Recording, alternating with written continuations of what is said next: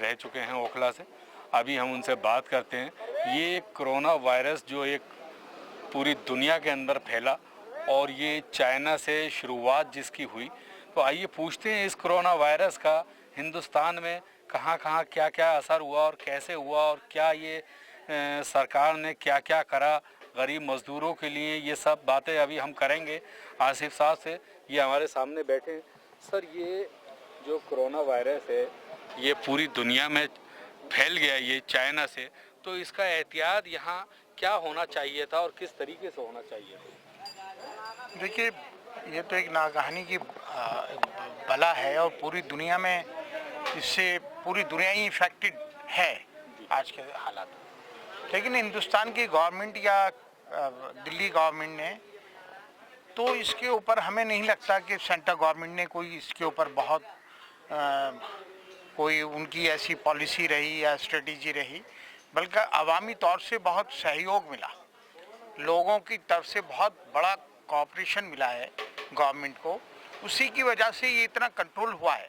Government की तरफ से तो हमें कहीं भी महसूस नहीं होता कि कोई बहुत ऐसा गवर्नमेंट ने किया है।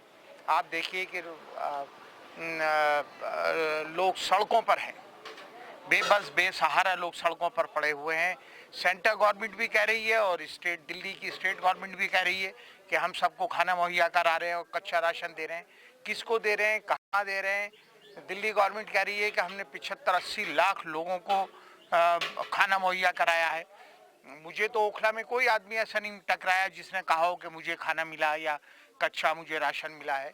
इसी तरह से तरह तरह के जो वायदे हैं, जो अनाउंसमेंट हैं, वो सेंट्रल गवर्नमेंट करती रही। ये और लेकिन जनता और ख़ास तौर से जो लोअर क्लास थी, लेबर क्लास, वो तो बहुत ही दर्दनाक जो हम देखते हैं उनके बारे में जो हम सीन देख रहे हैं, अब आंखों से भी देख रहे हैं। अभी हम जाते हैं तो देखते हैं लोगों को कि ये एक्सप्रेस हाईवे पे और ये जगह जगह ये बिहार बंगाल लोग पैदल जा रहे हैं, तड़प के हुए बच्चे छोटे छोटे नंगे पैर जा रहे हैं। तो ये गवर्नमेंट की व्यवस्था में कोई कमी रही है जो जिसकी वजह से ये जा रहे हैं? लोग तो जा रहे हैं, इसलिए बेहतर तो यही रहता, या तो आप इनके रोकने का, खाने पीने का इंतजाम करते बेहतर तरीके से, या अगर आप नहीं रोक पा रहे हैं तो उनको बसेस लगाकर, ट्रेन लगाकर उनके घर तक पहुंचाइए। दो ही तरीके हैं ना। अच्छा होता कि आप उनको रोकते, हमें रोकते, आप इस तरह के सिस्टम बनाते कि ये लोग ना जा पाते और उनको खाना रहने की जगह मुहैया कराते। आप ना खाना दे रहे हैं, ना रहने के लिए उन्हें कोई जगह मुहैया करा रहे हैं, सड़कों पर पड़े हुए हैं, 2 महीने होने को आ रहे हैं। अब जब वो अपनी घरों की तरफ को गए, कम से कम 150 से 200 लोगों की कैजुअलिटी अभी तक हो चुकी है। जी। सड़कों पर मर चुके हैं एक्सीडेंट के। अभी पिछले परसों ही 26 लोग मरे और में पहले महाराष्ट्र में 16 मरे और जगह जगह एक्सीडेंट्स में, बीमारी में, लेडीज की डिलीवरी हो रही है सड़कों पर। बड़े बड़े दर्दनाक, मतलब एक अफरा तफरी का सा माहौल है पूरे हिंदुस्तान में और हम अपनी आंखों से देख रहे हैं। आसिफ भाई, एक चीज़ और भी तो है, जैसे हमारी सरकारें नाकामी की तरफ जा रही हैं और नहीं दिखता कि कहीं वो राशन या खाना बांट रही हैं। ये सैकड़ों लोग जो ये रास्ते में पैदल जा रहे हैं, बिहार बंगाल यूपी, तो उनको भी जो है आम आदमी जो जनता है वही उन्हें खाना खिलाती हुई और देती हुए, पानी पिला रहे, खाना पिला रहे। सरकार को कहीं नहीं देखा गया। देखिए, हम तो ओखला में देख रहे हैं कि हम तो, क्योंकि मैं कह भी रहा था कि वेल नोन हूँ तो सब लोग मेरे बारे में जान रहे हैं कि यहाँ खाने का डिस्ट्रीब्यूशन हो रहा। लेकिन अल्लाह का शुक्र है, मैंने जामिया नगर में देखा और पहली बार ऐसा मैं देखने का मौका मिला है कि हर थोड़ी थोड़ी दूर पर कच्चा राशन भी अवेलेबल करवा रही है यहाँ की जनता और पका हुआ खाना भी। और मैं तो रात को भी, हम भी निकलते हैं खाना लेकर मोटरसाइकिल स्कूटर्स पे, तो अकेले हम नहीं होते बल्कि आसपास यहाँ से 3-4 किलोमीटर के दायरे में जामिया नगर के बहुत बड़ी तादाद में यंग हमारे जो बच्चे हैं वो मोटरसाइकिलों पर पीने का पानी, खाना लेकर जगह जगह सड़कों पर जो लेबर जा रही है उनको खाना मुहैया करा रहे हैं। और कोई ये नहीं पूछ रहा कि कौन किस मजहब से है, कौन किस बिरादरी से है, कौन किस धर्म में यकीन रखता है। पहली अब सबसे प्रायोरिटी हर सभी लोगों की हो गई कि इंसानियत को बचाइए। भूखे तड़पते अपनी आंखों से देख रहे हैं और उनको खाना पीने का पानी मुहैया करा रहे हैं। और कच्चा बहुत बड़ी तादाद में मैं देखता हूँ कि मदनपुर खादर और जसोला यहाँ से बहुत बड़ी तादाद में हिंदू लेडीज यहाँ पर आ रही हैं, उनको भी पता है कि जामिया नगर में बहुत बड़ा लोगों का तकसीम चल रही है।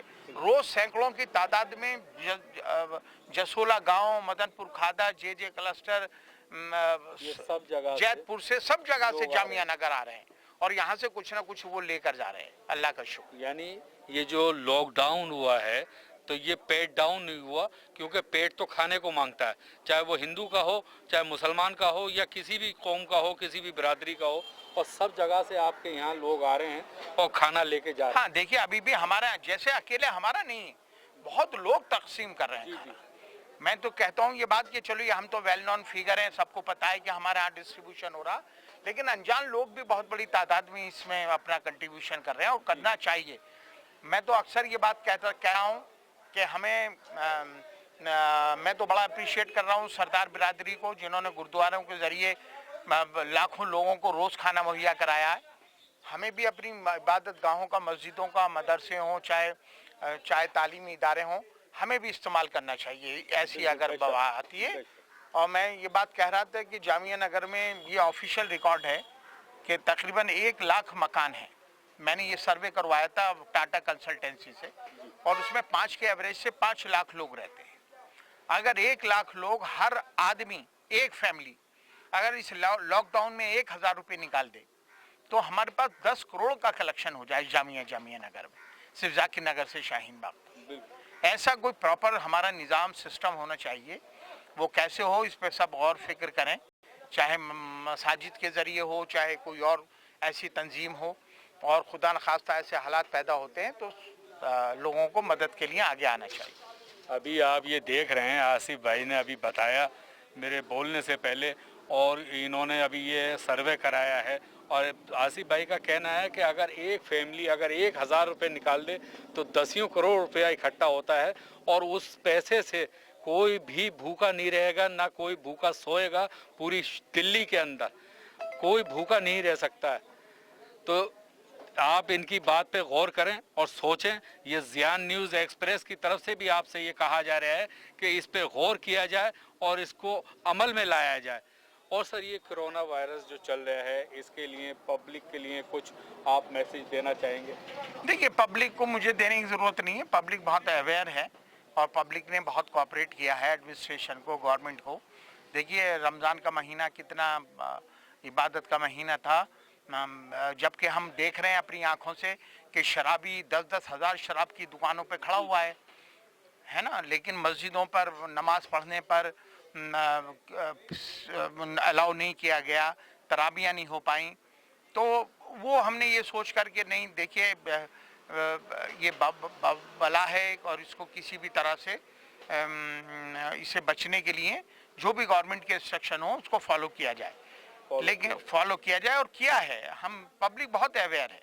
आज भी आप देखिए सन्नाटा है, जगह जगह हम सुनते हैं कि सड़कों पर बहुत भीड़ है, लेकिन अल्लाह का शुक्र है कि रमज़ान का महीना होने के बावजूद भी लोगों ने अपनी इबादत में उनके खलल पड़ा है, लेकिन उसके बावजूद भी उन्होंने पूरा कोऑपरेट किया और इंशाल्लाह करते रहेंगे। इस तरह के हालात पैदा होंगे, लेकिन गवर्नमेंट को भी ये बातें सोचनी चाहिए कि अगर निज़ामुद्दीन में नासमझी में या ऐसा लॉकडाउन की वजह से वो वहाँ फंस गए थे, तो मीडिया के ज़रिए गवर्नमेंट ने किस तरह से एक मैसेज देने की कोशिश की है।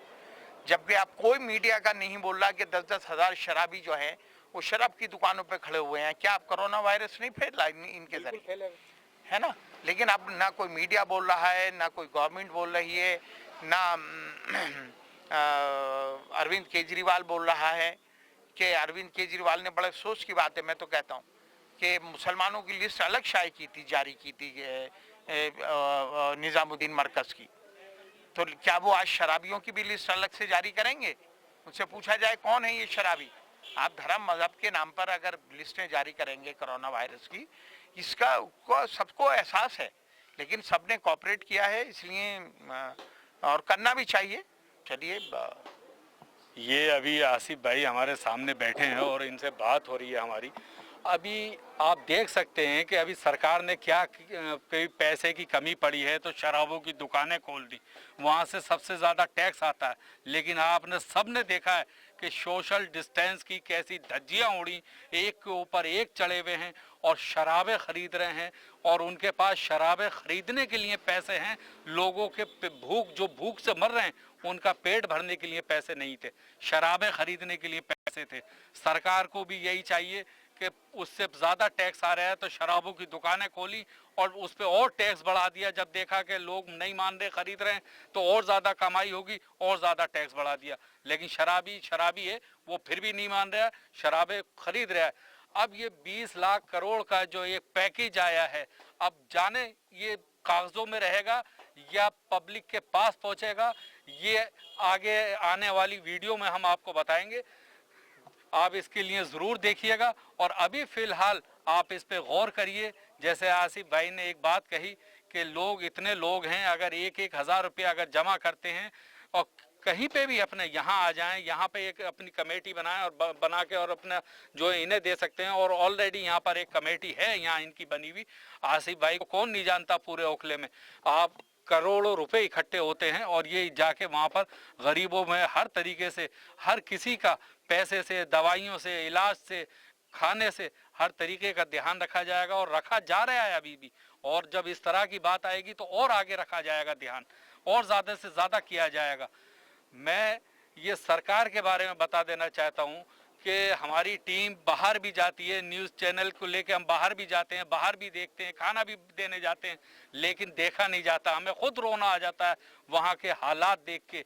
जो छोटे छोटे बच्चे होते हैं, छोटे छोटे बच्चे पैदल जा रहे हैं, भूख से तड़प रहे हैं, और उनको ये सरकारें जो हैं अब आन के अगर ट्रेनें चलाई भी हैं तो ऐसी ट्रेनें चलाई जिसमें वो गरीब आदमी टिकट नहीं ले सकता, तो वो पैदल जाने के लिए तैयार है।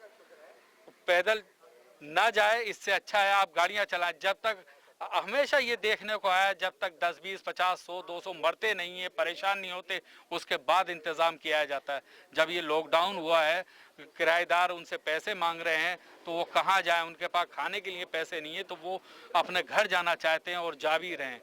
इसी के साथ मैं अहमद, कैमरा पर्सन अली के साथ, ज़ियान न्यूज़ एक्सप्रेस, कालंदी कुंज।